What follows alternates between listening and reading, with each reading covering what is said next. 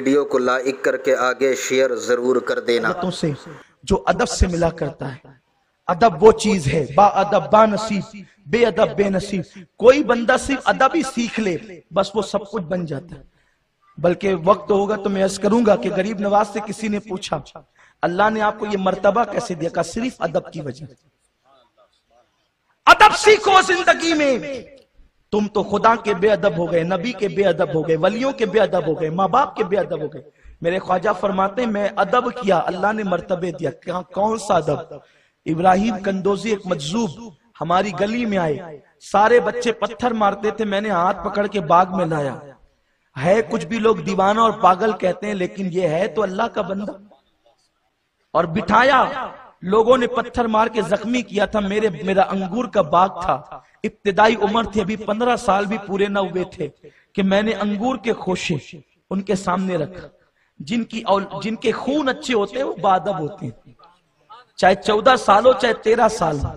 अदब खून की शराफत से आता है, वरना जिनके खून के अंदर ही नक्स हो फिर उनको नबी में भी नक्स नजर आए, खुदा में भी नक्स नजर आए, औलिया अल्लाह में भी। ये सबको छोड़कर इन्हीं के पीछे पड़े रहते हैं, इसलिए कि खून ही साफ नहीं है, खून में ही सच्चाई और सदाकत नहीं है। जहां खून पीवर हो वहां अदब ही अदब हो, क्योंकि अदब खून की प्योरिटी से आता है, खून के खालिसपन से आता है। मैं कोई गुस्से में बात नहीं कर रहा हूं, मैं बात हकीकी और सच्ची कर रहा हूं। तो गरीब नवाज कहते हैं मैंने अंगूर के खोशे रखे, अभी तो 14-15 साल का लड़का ही था। उन्होंने अंगूर तो क्या खाने थे, 2-4 अंगूर के दाने मुंह में डाले और कहा अल्लाह वाले किसी का एहसान नहीं रखते, तूने मेरा अदब किया, जरा अब इधर आ। तूने अंगूर खिलाया, वो मेवा जो यहां मिलना मुश्किल था, लेकिन तेरे अंगूर ने मेरे जिस्म में कोई खास तब्दीली पैदा न की, लेकिन अब मैं तुझे वो खिलाता हूं जो तेरे दिल की दुनिया को बदलेगा। और अपनी झोली से कुछ न निकाला, सूखी रोटी का टुकड़ा निकाला, बाज लोग कहते खली निकाला, खुद चबाई और अपना चबाया हुआ उनके मुंह में डाला। गरीब नवाज कहते हैं मैंने वो क्या चबाया, छोटा सा टुकड़ा, मेरे दिल की दुनिया रोशन हो गई, पर्दे उठ गए। और दिल कहता था मोइनुद्दीन अब सब छोड़ दे और अल्लाह की राह का मुसाफिर बन जा, और मैंने सब सदका करके खुदा की राह का मुसाफिर बन गया। तो सरकार गरीब नवाज कहते हैं मुझे जो कुछ मिला है पहला जिना अदब की बुनियाद। यहाँ तो बेअदब सारी दुनिया बेअदबी की तरफ जा रही है, इल्ला माशाअल्लाह कोई अदब न रह गया, न माँ बाप का न बड़ों का। आकाए करीम फरमाते हैं मल्लम यरहम सगीरना वलम युअक्किर कबीरना फलैसा मिन्ना, जो छोटों पे शफकत न करे, जो बड़ों का अदब न करे, वो हम में से है ही नहीं। अदब सीखो। तो वो शमसुद्दीन अल्तमश की बात चल रही थी, नौजवान छोकरा था, लड़का था, और घोड़े पर बगदाद शरीफ में जा रहा था, नूरानी चेहरे वाले देखे, इसलिए कि जो जौहरी होता है वो जौहर जानता है। वो था मुख्तसर सा किसी उम्र का बच्चा, लेकिन चेहरे देखकर पहचान गया, क्योंकि आका ने फरमाया वली वो होते हैं जिनके चेहरे देख के खुदा याद आता। लोग कहने में हम ताज्जुद पढ़ते हैं, लेकिन चेहरा देख करके अल अमान वल हफीज, मैं उस पर कोई डिस्कस नहीं करना चाहता। कुछ लोग ऐसा कहते हैं, सुना है लोगों से, कि रात की तारीकी में बच्चे देखें तो डर जाएं, ये हाल होता है। ऐसे मकरू चेहरे इबादतें तो चेहरे चमकाती है, इबादतों से चेहरे चमकते हैं, लेकिन ये क्या है कि और रंग काला हो या गोरा, अगर दिल चमकदार है तो चेहरा चमकता है। मैं कोई चापलूसी करने का आदी नहीं, लेकिन आप हमारे मिंबर पर देख लें, हमारे मुबल्लिगीन, हमारे उलमा, अल्लाह ने चेहरों पर कैसी चमक अता की। अल्लाह करे कि ये खैरात बाकी रहे, और अल्लाह तबारक व तआला, और अल्हम्दुलिल्लाह ये हम इबादतों के बल पर नहीं हासिल करते, इबादतें करते हैं अल्लाह की रजा के लिए, चेहरे चमकाने के लिए नहीं, लेकिन मदीने वाले को नूर मानते हैं, इसलिए नूरानियत वहां से मिलती है। जो नबी को ही मिट्टी माने तो फिर चेहरे ही मिट्टी की तरह सियाह होंगे, और मरने के बाद तो दिखाए जाने के भी काबिल नहीं होते, मौत के बाद तो दिखाए जाने के भी काबिल नहीं होते। सोशल मीडिया पे अगर चेहरे घूम जाए तो लोग 3 दिन तक खाने न खाएं, ये हाल है। अरे वो आशिकों के चेहरे हैं जो मौत के बाद भी अगर 3-3 दिन चेहरे पर कोई इस्मेहलाल नहीं आता। अरे हाल ही में मैंने कई बुजुर्गों के इंतकाल के बाद सोशल मीडिया पे उनके चेहरे देखे। अल्लामा शाह अहमद नूरानी का चेहरा 3 दिन के बाद देखा, यूं चमकता था कि दूसरे भी कहते थे कि नबी को नूर मानने वाले मौत के बाद यूं ही चमका करते। हुजूर सरकार कला का शहजादा अनवारुल मशाइख 3 दिन के बाद भी चेहरा यूं चमक रहा था जैसे किसी ने सुला दिया। देख तो नियाजी जरा सो गया के दीवाना, उनकी याद में शायद आंख लग गई। नारे रिसालत, नारे हैदरी, फैजाने गरीब नवाज। सुभान अल्लाह, सुभान अल्लाह। नबी को नूर मानोगे तो यहां भी चमकोगे, वहां भी चमकोगे। जो नूरी का कायल नहीं, नूरानियत उसके मुकद्दर में ही नहीं है। लोगों याद रखो। तो बहरहाल चमकते चेहरे उसने देखा। आका फरमाते वली वो होता है जिसको देखो तो खुदा याद आ जाए, जिसको देखो तो तवज्जो आपकी। हुजूर ने ये नहीं कहा जिसको देखो तो नबी याद आ जाए, तवज्जो। हदीस पाक, वली वो है जिसे देखो तो खुदा याद आ जाए, नबी याद आ जाए नहीं। इसलिए कि किसी को देख के नबी याद आए तो लोग कहेंगे ये नबी की तरह, लोग कहेंगे ये नबी की तरह। खुदा की तरह तो कोई हो नहीं सकता। तो अल्लाह ने अपने नबी की मिसलियत का ऐसी हिफाजत फरमाई कि हबीब मैं याद आऊंगा, तू याद ना आएगा। उस वक्त तू याद ना आएगा, मैं याद आऊंगा, क्योंकि मेरी तरह किसी को तो कह नहीं सकते। क्यों? ला मिस्ल लहू वला मिसाल लहू वला जवाब, उसकी तरह कोई है नहीं।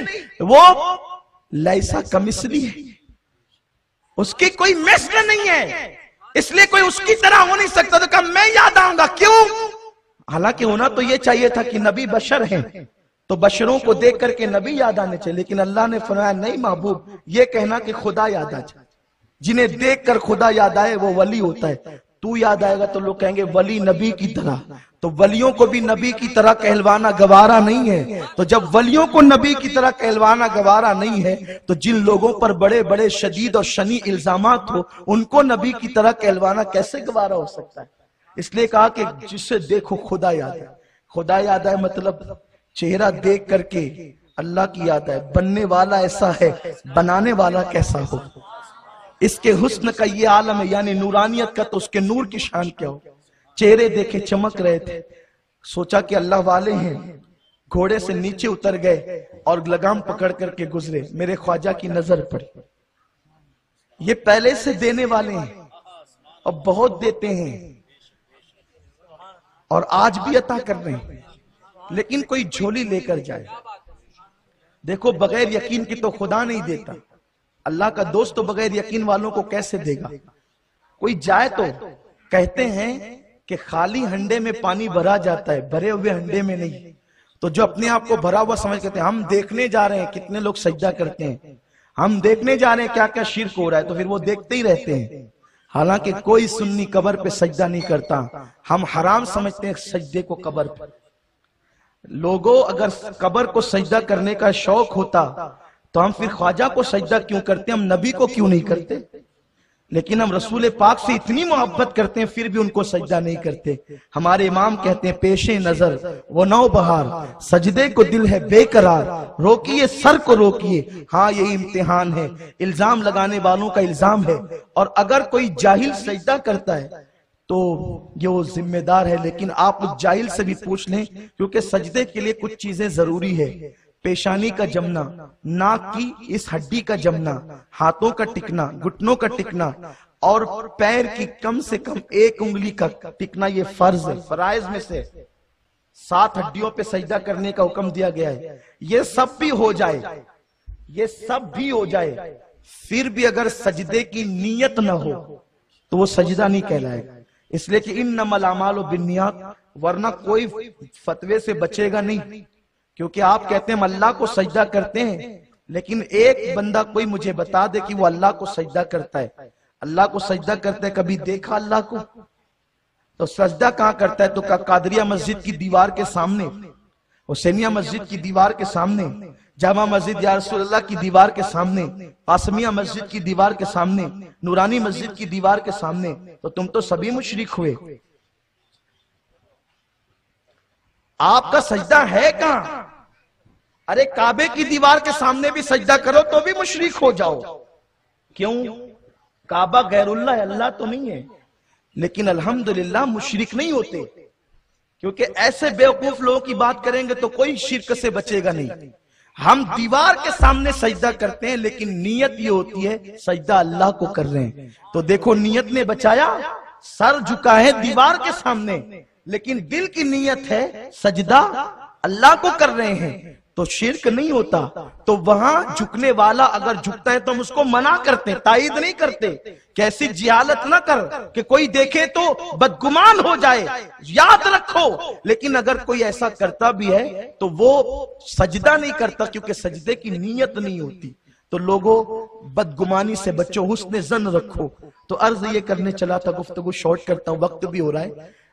गरीब नवाज अता करने वाले, जब उस नौजवान लड़के को देखा शमसुद्दीन अल्तमश को कि मेरे लिए और औलिया अल्लाह के लिए घोड़े से नीचे उतर गया और अदब के साथ चलने लगा, तो मेरे ख्वाजा ने कहा ये देखो हिंदुस्तान का बादशाह जा रहा है।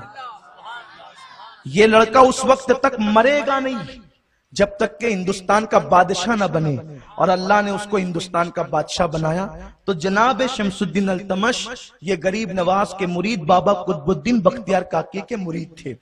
बात चली थी वहां से कि एक किसान सरकार गरीब नवाज की बारगाह में आया, गरीब किसान, और आकर के कहता है ख्वाजा मेरे आका, आपका जो मुरीद है कुतुबुद्दीन, उसका मुरीद है शमसुद्दीन अल्तमश बादशाह। मैं किसान आदमी हूं, मुझ पर टैक्स बादशाह ने ज्यादा लगा दिया है और अब वो मेरी कुव्वत से बाहर है।